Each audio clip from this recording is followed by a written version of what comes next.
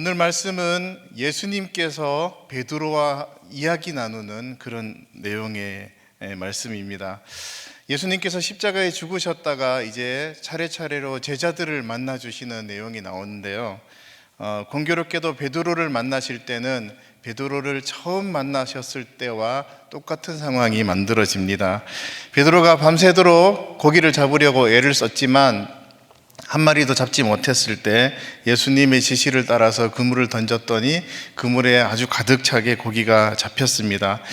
베드로는 그때 그것을 예수님을 처음 만났을 때를 떠올리면서 예수님이구나 라고 이렇게 생각을 하게 됩니다. 그래서 급히 예수님을 찾아가서 이렇게 만나게 되지만 사실은 예수님을 반가워하는 마음과 함께 또 다른 마음이 있습니다. 그게 뭐냐면 예수님이 고난 받으실 때 자기가 예수님을 모른다고 3번이나 부인을 했어요. 그리고 심지어는 예수님을 저주하면서까지 부인했던 사흘 전의 기억이 있습니다. 그러다 보니까 사흘 전이 아니라 며칠 전이겠죠. 그런데 그러다 보니까 이 베드로가 예수님을 만날 때 반가운 마음을 가지고 얼굴을 쳐다볼 수 있는 게 아니라 좀 얼굴도 제대로 못 쳐다보고 좀 어색한 관계가 좀 만들어진 것 같습니다.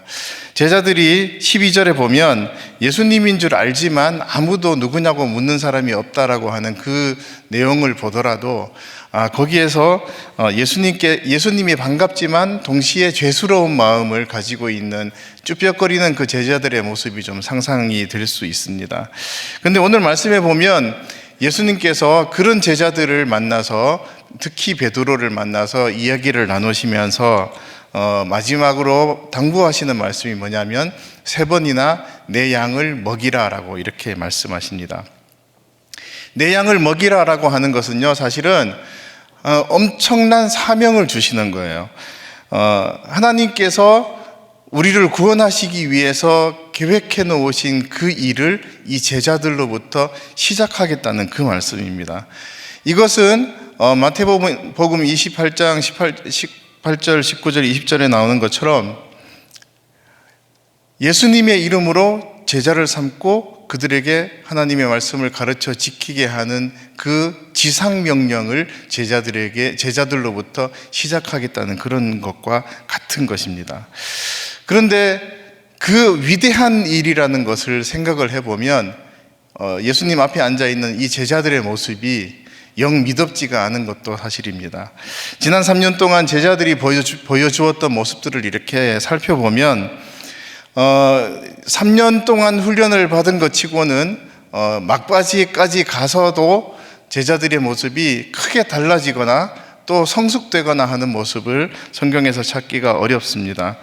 그러다 보니까 이 제자들, 이 오합지졸 같은 이 제자들에게 과연 중요한 이 복음 전도의 사명을 맡겨도 괜찮을까라는 그런 생각이 드는 것이 사실입니다. 그래서 이 베드로가 얼마나 믿었지 못한 사람인지를 좀 말씀을 통해서 찾아보면은요, 마태복음 14장에 보면 예수님께서 물 위를 걸어오시는 사건이 있습니다. 예수님이 물 위를 걸어오실 때 베드로가 예수님, 당신이 예수님이 맞으시면 저도 물 위를 좀 걸을 수 있게 해 주십시오라고 요청을 해요. 그래서 예수님께서 허락을 해 주시니까 베드로가 겁도 없이 그 물 위로 뛰어내립니다. 정말로 예수님처럼 걸을 수 있게 됐어요. 그런데 그 걸을 수 있게 된 것도 잠시이고 바람을 보고서 무서워하는 마음이 생기는 바람에 바다에 빠져버리는 그런 일을 겪습니다.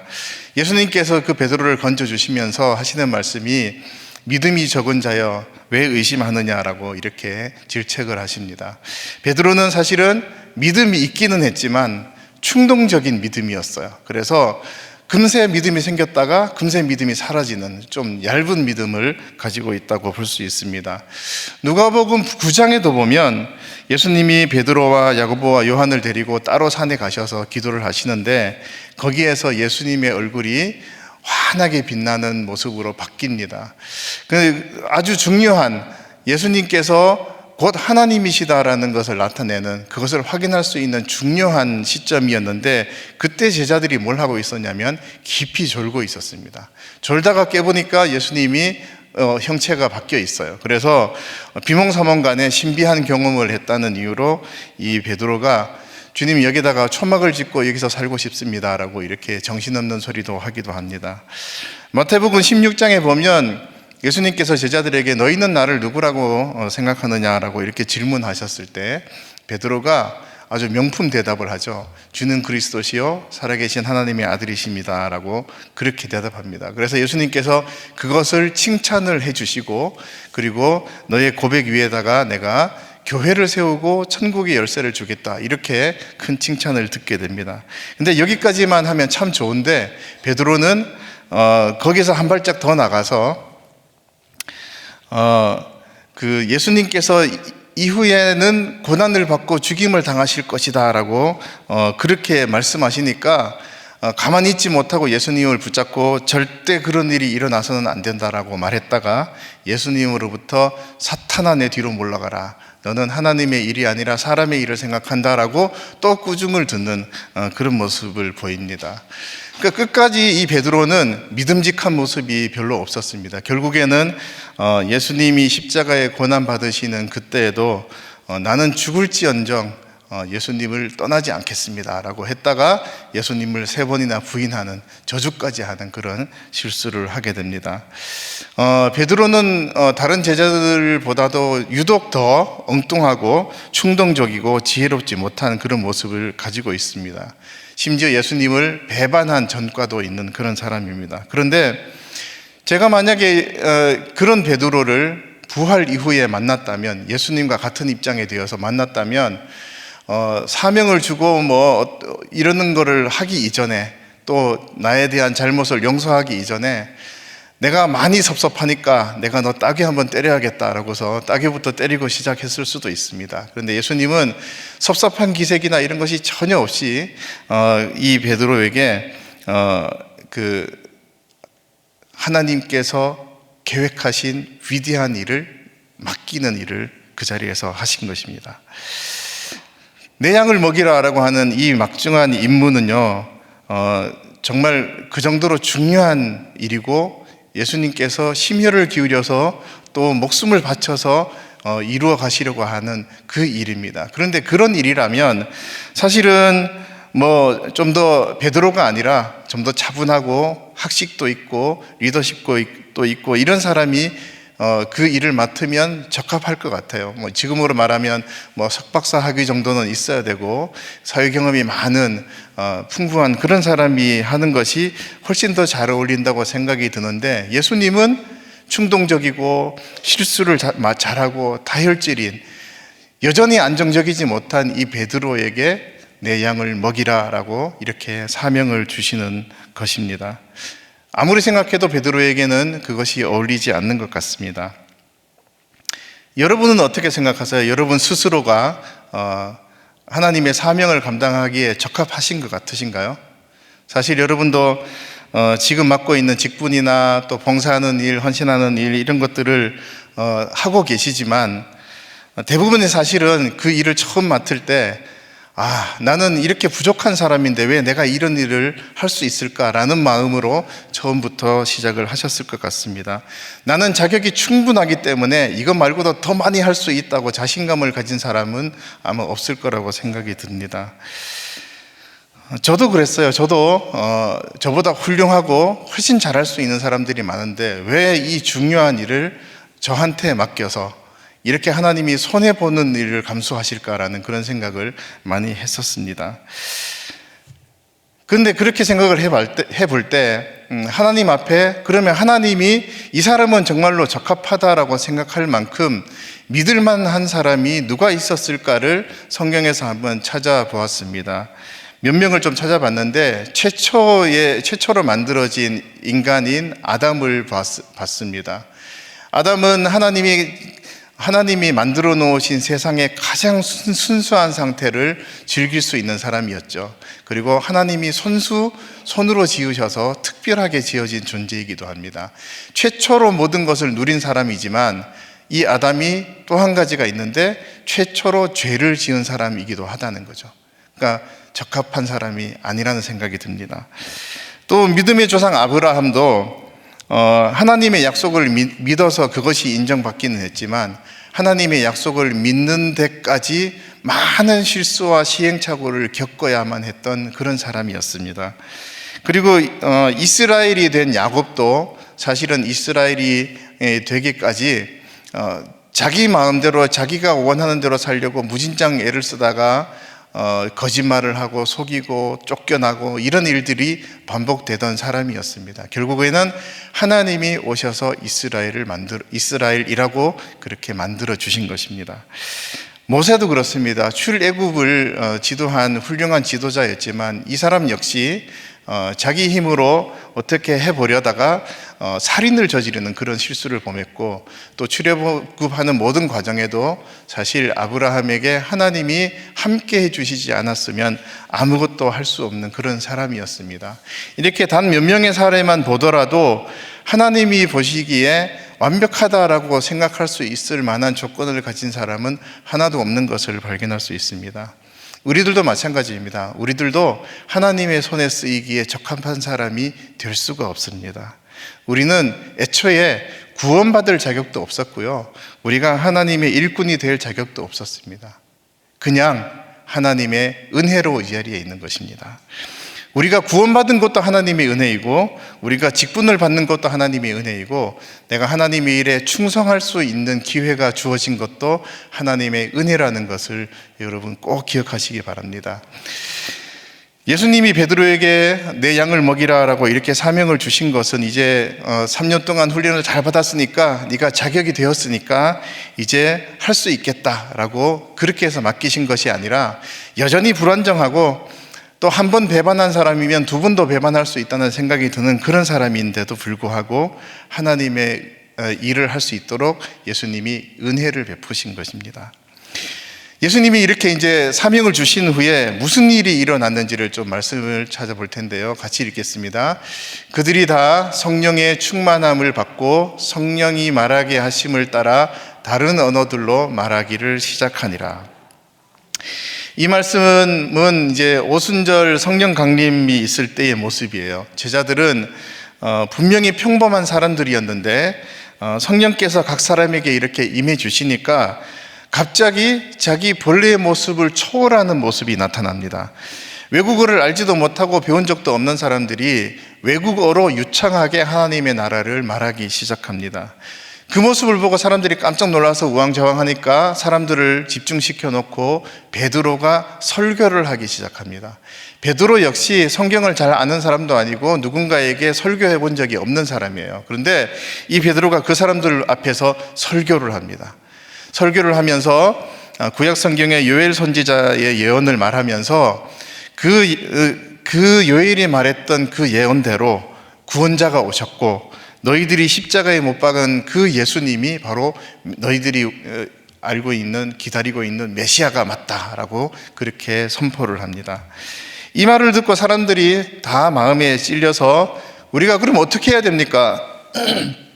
어떻게 해야 됩니까? 라고 하니까 회개하고 예수님을 믿어라 라고 이렇게 말하니까 그 자리에서 3,000명이 회개하고 구원을 받게 됩니다. 뒤이어서 사도행전 3장에 가면 베드로가 또 성전 미문에 앉아있는 하지마비 장애인을 일으켜 세우는 기적을 일으킵니다. 그러니까 그것 때문에 또 막 소동이 일어나서 많은 사람들이 몰려들었습니다. 그 자리에서도 베드로는 설교를 했고요. 그래서 그 자리에서 남자만 5,000명이 믿고 구원을 얻게 되는 그런 역사가 일어나게 됩니다. 제사장과 장로들이 이렇게 보니까 베드로와 제자들 때문에 예루살렘이 다 들썩들썩하는 거예요. 그래서 베드로와 요한을 붙잡아 들여서 너네 이제 예수님의 이름으로 말하지도 말고 가르치지도 마라. 너희를 죽일 수도 있어. 이렇게 이제 겁을 줍니다. 그랬더니 이 베드로와 요한이 하는 말이, 우리는 보고 들은 것을 말하지 않을 수 없다라고 이렇게 거기에 응수를 합니다. 사도행전 5장에 보면 심지어 사도들을 잡아다가 옥에다 가두었는데도 불구하고 천사가 밤에 찾아와서 그 옥문을 열어주고 이 생명의 말씀을 다 백성에게 말해라라고 이렇게 이야기합니다. 이 베드로는 누구도 막을 수 없는 복음 전파자, 강력한 복음 전파자로 바뀌어 있었습니다. 이런 베드로의 모습은 우리가 오늘 말씀에서 보았던 그 모습이 절대 아니에요. 예수님 앞에서 부끄러워서 죄스러워서 눈도 못 마주치고 대답도 제대로 못하던 그 사람이 아닙니다. 베드로는 완전히 바뀌어서 예수님이 하시던 사역을 그대로 이어서 하는 그런 사람이 될 수 있었습니다. 이것이 어떻게 가능했을까요? 말씀 읽겠습니다. 오직 성령이 너희에게 임하시면 너희가 권능을 받고 예루살렘과 온 유대와 사마리아와 땅끝까지 이르러 내 증인이 되리라 하시니라. 아멘. 이 말씀에서 증인이 되어라입니까? 증인이 되리라입니까? 되리라죠. 그러면 제자들이 증인이 되게 하는 일을 누가 하겠다는 거죠? 성령께서 하시는 거죠. 성령이 너희에게 임하시면입니다. 이 말씀대로라면 우리의 사명은요, 증인이 되는 것이 아닙니다. 우리의 진짜 사명은 성령님의 인도를 따르는 것입니다. 우리가 성령님의 인도를 따르면 성령께서 우리를 증인이 되게 해주신다는 것입니다. 예수님께서 여러모로 부족하고 믿음직하지 못한 이 베드로에게 막중한 사명을 맡기신 이유도 성령께서 베드로를 이렇게 사용하실 것을 알고 계셨기 때문에 이 베드로에게 그렇게 사명을 맡겨주신 것입니다. 성령께서 일하시면 우리가 가지고 있는 능력은 아무 상관이 없습니다. 내가 연약해도, 내가 부족해도, 늙었어도, 장애가 심하게 있어도, 내가 배움이 아무것도 없어도 괜찮습니다. 성령께서 다 해주십니다. 여러분 알고 계시겠지만 제가 섬기고 있는 부서가 사랑부인데요. 사랑부 학생들은 대부분 자폐성 장애나 또 지적 장애를 가지고 있습니다. 어떤 학생들은 이제 대화가 좀 통하는 학생이 있는가 하면 또 어떤 학생은 대화가 전혀 안 됩니다. 자폐성 장애를 가지고 있는 학생들은요, 밥 먹었어요? 물으면 우리는 보통 네 먹었어요 든지 아니요 라고 대답하는데, 밥 먹었어요? 물으면 밥 먹었어요 라고 대답을 합니다. 이거는 뭐냐면 그 자폐성 장애인들이 가지고 있는 독특한 특성인데요, 묻는 말에 그것을 알아듣고 거기에 대한 대답을 할 수 있는 게 아니라 그냥 내가 하는 말을 따라하는 정도밖에 안 되기 때문에 그렇습니다. 그리고 지적장애인들은요, 지능이 낮은 걸 가지고 이제 지적장애라고 하는데, 그런 경우에는 추상적인 개념을 이해하기가 어려워요. 그래서 그들에게 구원을 설명하는 것이 이 세상에서 가장 어려운 일인 것 같아요. 상상할 수 있어야 되고 하나님을 이게 이미지로 생각할 수 있어야 되고 예수님이 십자가에 죽으신 것을 생각할 수 있어야 되는데 그런 기능이 전혀 없다고 볼 수 있습니다. 그래서 그들에게 구원을 설명하고 복음을 설명하는 것이 정말 어렵습니다. 그래서 우리가 공과를 가지고 최대한 쉬운 말로 바꿔서 계속해서 반복해서 알려주고 또 습관처럼 이렇게 입에서 나오도록 만들어주는 이유가 우리가 할 수 있는 게 거기까지밖에 없기 때문에 그렇습니다. 가끔 어떤 분들이 이야기를 저에게 궁금해서 질문을 합니다. 사랑부에 있는 학생들은 장애가 있기 때문에 하나님의 말씀도 이해하기 어렵고 또 구원의 진리도 알지 못할 텐데, 그러면 그 사람들이 구원받았다는 사실을 우리가 어떻게 확인할 수 있습니까? 라고 그렇게 질문을 해요. 저도 모른다고 대답합니다. 몰라요. 알 수가 없습니다. 그들이 어떻게 구원을 받았는지. 그런데 사실은 우리가 굳이 확인할 필요도 없는 거예요.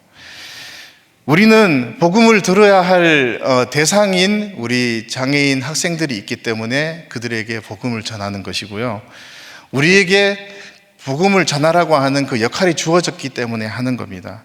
우리가 할 수 있는 일은 최선을 다해서 그들에게 복음을 가르치는 것뿐이고, 그들이 구원을 받았는지 천국에 갈 수 있는지 신앙 고백할 수 있는지에 대해서는 성령께 맡기면 되는 것입니다. 그러면 성령께서 그들의 마음에 들어가셔서 그들이 알 수 있는 언어로 말씀해 주실 것이고 그들이 이해할 수 있게 해 주실 것입니다. 이렇게 말하면 어떤 분들은 그렇게 생각을 합니다. 어차피 성령님이 다 하시는데 굳이 내가 나서서 해야 될 게 있을까라고 그렇게 생각합니다. 그런데 성령께서는요, 절대로 우리를 배제하고 일하지 않으십니다. 성령께서는 반드시 우리를 통해서 일하신다는 것을 알아야 됩니다. 그래서 우리는 사실 하나님 앞에 쓸모가 없는 사람들이지만 우리는 하나님께 쓰임 받아야 하는 사람들인 거죠.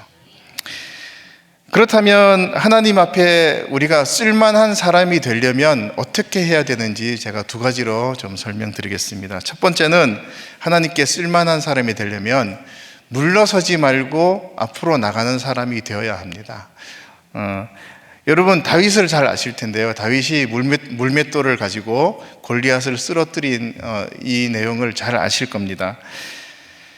다윗이 골리앗을 쓰러뜨릴 때 다윗이 실력이 돌멩이를 던지는 실력이 아주 출중해서 기가 막히게 그 이마에다가 맞췄다고 생각하시는 분 계신가요? 그 싸움은 누가 이기게 한 걸까요? 하나님이 이기게 하신 것입니다. 아마 다윗이 눈을 감고 돌을 던졌어도 그 돌이 정확하게 골리앗의 이마에 가서 맞았을 것입니다. 여기서 중요한 것은요, 다윗은 그 자리에 있는 모든 사람들 중에 가장 약한 사람이었다는 거예요. 그 자리에는 모든 군인들이 모여 있었습니다. 그리고 전쟁을 많이 겪었던 사람도 있고 힘이 센 사람도 있습니다. 그 모든 사람들을 통틀어서 다윗은 가장 약한 소년이었습니다. 그런데 모두가 벌벌 떨고 힘이 좋은 사람이든 전쟁 경험이 많은 사람이든 이 골리앗의 위세 앞에 무서워서 벌벌 떨면서 숨어 있을 때 거룩한 분노를 가지고 그 골리앗 앞으로 나간 사람은 유일하게 다윗밖에 없다는 것입니다. 우리 말씀을 읽어볼까요? 손에 막대기를 가지고 시내에서 매끄러운 돌 5을 골라서 자기 목자의 제구 곧 주머니에 넣고 손에 물매를 가지고 블레셋 사람에게로 나아가니라. 하나님 앞에 쓸만한 사람은 강한 사람이 아닙니다. 하나님의 이름으로 그 문제 앞에 나가는 사람이 하나님이 쓰실 수 있는 사람입니다. 여러분이 스스로 생각할 때 나는 다윗처럼 이렇게 연약하고 내 손에 들고 있는 게 돌멩이 5개밖에 없다는 생각이 들 때가 많이 있을 겁니다. 그렇지만 다윗처럼 그 돌멩이만 있다 하더라도 그걸 들고 하나님의 이름으로 거대한 문제 앞으로 나가는 여러분들이 되셔서 주님의 이름으로 승리하는 여러분 되시기 바랍니다. 두 번째로 하나님 앞에 쓸만한 사람은 어떤 사람이냐면 겸손한 사람입니다. 말씀 읽겠습니다. 그러므로 내가 그리스도를 위하여 약한 것들과 능욕과 궁핍과 박해와 곤고를 기뻐하노니 이는 내가 약한 그때의 강함이라. 바울은 자기의 질병 때문에 사역에 지장이 많았어요.